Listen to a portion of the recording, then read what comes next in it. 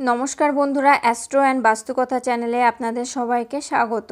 বন্ধুরা, এই চ্যানেলের প্রত্যেকটি ভিডিও বাস্তুশাস্ত্র মেনে ও গ্রহের গোচরের উপর ভিত্তি করে এবং সেরা জ্যোতিষশাস্ত্রীয় গণনা ও বিশ্লেষণের পরে প্রস্তুত করা হয়েছে। বন্ধুরা, আজকের ভিডিওতে আলোচনা করব বাস্তুশাস্ত্র মতে ঘরে প্যাঁচার মূর্তি রাখা শুভ না অশুভ, যার জন্য বদলে যেতে পারে আপনাদের জীবন। বন্ধুরা, বাস্তুশাস্ত্র মতে ঘরে কোনো জিনিস রাখা খুবই শুভ বলে মনে করা হয়। এই জিনিসগুলি আমাদের ঘরে থাকলে তার শুভ প্রভাবে বাড়ির সব অশুভ দোষ কেটে যায়। বন্ধুরা, বাস্তুমতে প্যাঁচার মূর্তি বাড়িতে থাকলে তার নানা উপকার আছে। হিন্দু ধর্মে প্যাঁচাকে অত্যন্ত শুভ প্রাণী বলে মনে করা হয়। স্বয়ং মা লক্ষ্মীর বাহন হলো প্যাঁচা, তাই বাড়িতে একটি প্যাঁচার মূর্তি রাখলে তার থেকে শুভ ফল পাওয়া যায়।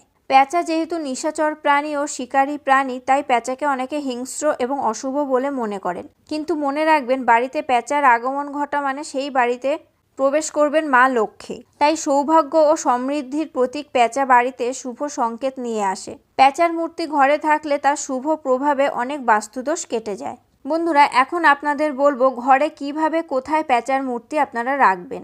বাস্তুশাস্ত্র অনুসারে ঘরে প্যাঁচার মূর্তি রাখা খুবই শুভ। ঘরে প্যাঁচার মূর্তি থাকলে এতে প্রীত হন মা লক্ষ্মী, সেই সংসারে নিজের আশীর্বাদ বর্ষণ করেন তিনি। বন্ধুরা, বাস্তুমতে বাড়ির উত্তর পশ্চিম দিকে প্যাঁচার মূর্তি রাখার জন্য সবথেকে উপযুক্ত।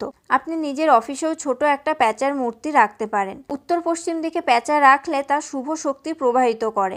এর ফলে নেগেটিভ এনার্জি আপনার আশেপাশেও ঘেঁষতে পারবে না। আপনার বাড়ি এবং কর্মক্ষেত্রকে প্যাঁচা অশুভ নজর থেকে রক্ষা করবে। বন্ধুরা, বাড়িতে প্যাঁচার মূর্তি এমন স্থানে রাখতে হবে যাতে এর মুখ মূল দরজার দিকে ঘোরানো থাকে। এর ফলে নেগেটিভ এনার্জি আপনার বাড়িতে প্রবেশ করতে পারবে না। আপনার পরিবার ও তার সদস্যদের খারাপ নজর থেকে রক্ষা করবে প্যাঁচা। বন্ধুরা, আপনি বাড়িতে প্যাঁচার মূর্তি রাখতে চাইলে তা ব্রোঞ্জের মূর্তি হওয়া সবচেয়ে ভালো।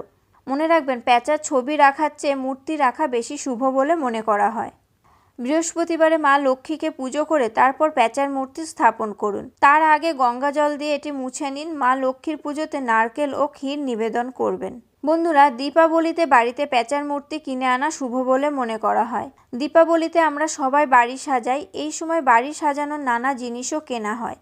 তাই এই সময় আপনি ব্রোঞ্জের তৈরি প্যাঁচার মূর্তি কিনে বাড়িতে আনতে পারেন। বন্ধুরা, সবথেকে গুরুত্বপূর্ণ কথা এখন বলবো। প্যাঁচার মূর্তি কেনার সময় সবসময় জোড়াই কিনবেন। জোড়া প্যাঁচা স্থাপন করলে তবেই শুভ ফল পাওয়া যায়। এর ফলে আপনার বাড়িতে সুখ, শান্তি ও সমৃদ্ধি বজায় থাকবে। বন্ধুরা, আজকের ভিডিওতে আলোচনা করলাম বাস্তুমতে বাড়িতে প্যাঁচার মূর্তি রাখা শুভ না অশুভ।